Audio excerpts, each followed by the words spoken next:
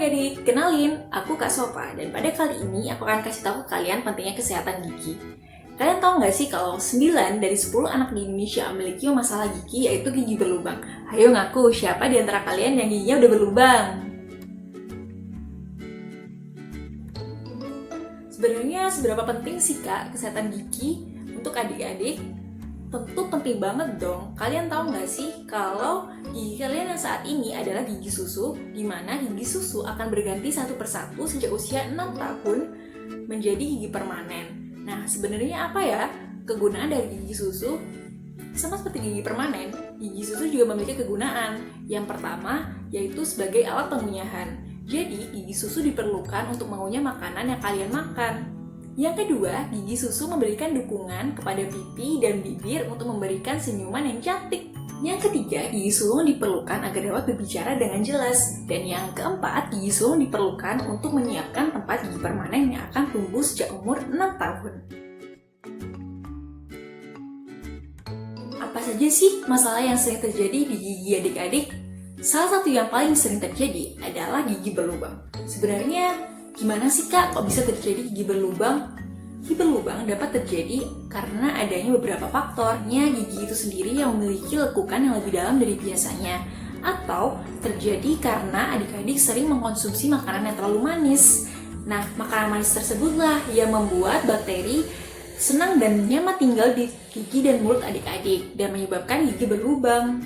Ketika adik-adik sering mengkonsumsi makanan yang terlalu manis dan tidak menyikat gigi sehingga menyebabkan makanan tersebut masih menempel di gigi adik-adik, hal tersebut menyebabkan bakteri dalam gigi dan mulut tetap menempel dalam gigi dan dapat menyebabkan gigi berlubang. Oleh karena itu, setelah adik-adik mengkonsumsi makanan apapun, terutama makanan yang manis, jangan lupa untuk tetap menyikat gigi. Menyikat gigi merupakan salah satu cara yang paling mudah untuk mencegah terjadinya gigi berlubang pada adik-adik. Tara, siapkan sikat giginya terlebih dahulu.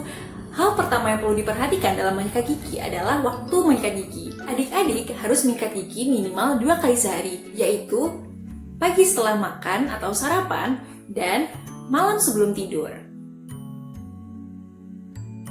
Yang kedua yang perlu diperhatikan adalah pemilihan sikat gigi.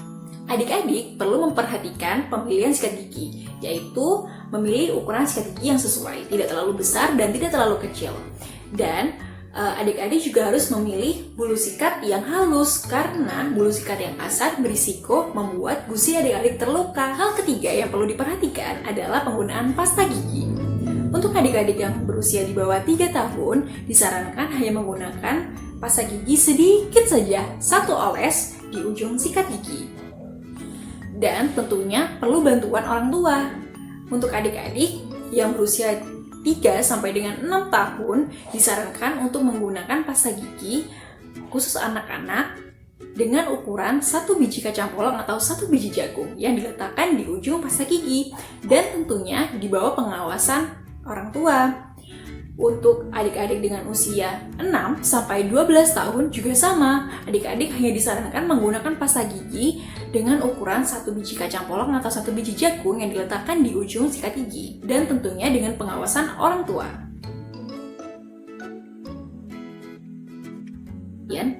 Selanjutnya, aku akan kasih tahu ke kalian cara menyikat gigi dengan benar. Jangan lupa untuk menyiapkan sikat gigi dan juga pasta gigi.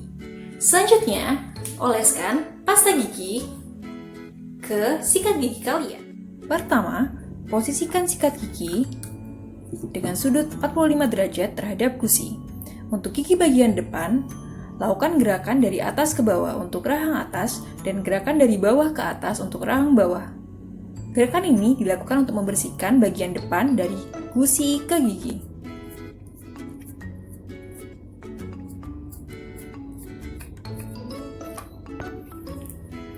Untuk gigi bagian belakang, lakukan gerakan memutar pada permukaan samping serta permukaan kunyah.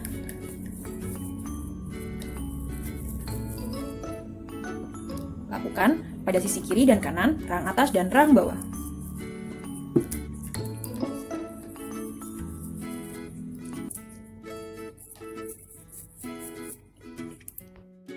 Untuk bagian dalam, lakukan gerakan seperti gerakan mencungkil. Lakukan pada rahang atas dan rahang bawah, bagian depan, dan juga samping kanan kiri.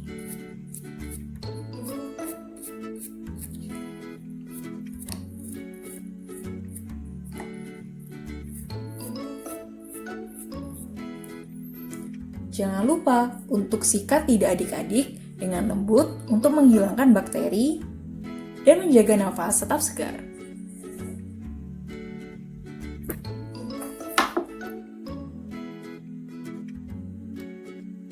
Yang selanjutnya adalah penggunaan benang gigi.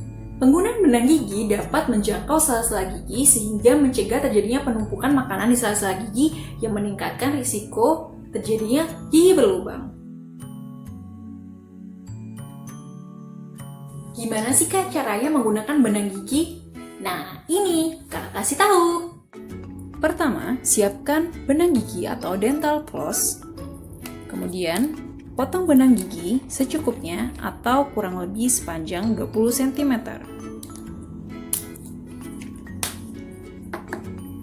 Selanjutnya, lilitkan benang gigi ke jari tengah kedua tangan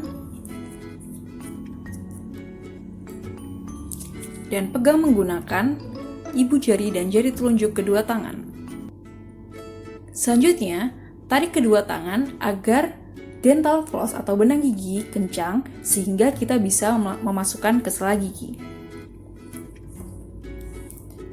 Lakukan gerakan ke atas dan ke bawah sambil memutar secara perlahan agar bisa membersihkan sela gigi dan batas antara gusi dan gigi. Jangan lupa lakukan secara perlahan agar tidak melukai gusi. Kemudian, ulangi pada bagian lainnya dengan cara yang sama.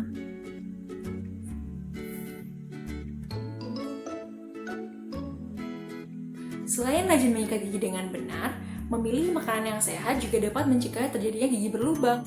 Hindari konsumsi makanan yang manis seperti minum sirup, makan coklat, makan permen, makan kue, minum soda, apapun yang manis-manis tanpa menyikat gigi setelahnya. Dan jangan lupa untuk tetap mengkonsumsi makanan sehat yang mengandung tinggi kalsium, fluor, dan vitamin D seperti daging, susu, ikan, telur, sayur-sayuran, buah-buahan, dan lain sebagainya agar mencegah terjadinya gigi berlubang.